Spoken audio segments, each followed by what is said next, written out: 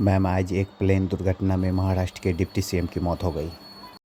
बहुत ही दुखद समाचार हम लोगों को मिली है कि वहाँ के मुख्यमंत्री अजित पवार जी का प्लेन क्रैश हो गया और इसमें दुर्घटना हो गई और भी कई अन्य लोग थे। तो ये बहुत ही मर्माहत वाली खबर है। हम सब लोग दुखी हैं।